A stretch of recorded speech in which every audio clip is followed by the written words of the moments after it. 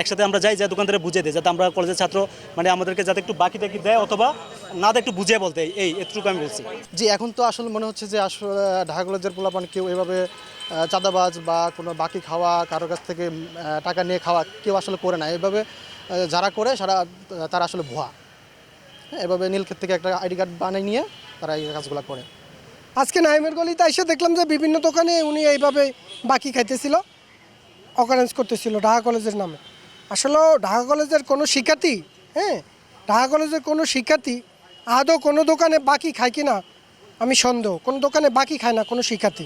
সে ঢাকা কলেজের ভিতরে আসছে, আমরা প্রায় শেরপুরের 10-15 জন একসাথে বসেছিলাম।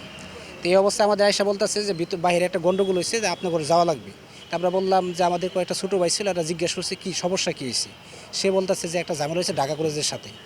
তারপরে আমরা আবার ধরছি, ধরার পরে আসলে ওর আইডি কার্ড জব্দ করছি, জব্দ করার পরে দেখি সে ঢাকা কলেজের না, কিন্তু সে বাইরে প্রতিনিয়ত গন্ডগোল করতেছে। এছাড়াও আমাদের গিয়া হলে আসে, প্রতিদিন হলে এসে খাওয়া দাওয়া করে আর স্যারের সাথে রাব ব্যবহার করে, বেশ কয়েকটা স্যারের স্টেটমেন্টও আছে। তো এরকম করার পরে আপনার গিয়ে আমরা এই কলেজের অধ্যক্ষর কাছে নিয়ে গেছি।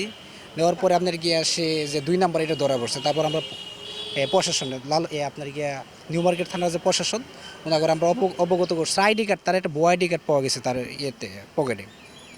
আসলে আইডি কার্ডটা আপনার কি অনেক পুরাতন, এবং ওই রকম আইডি কার্ড ঢাকা কলেজ আপনার কনফার্ম করছে যে এটা আসলে ঢাকা কলেজের আইডি কার্ড না, একবার নর্মাল আপনারা গিয়া ইয়েতে, হ্যাঁ, নীলক্ষেত থেকে এসে বানাইছে।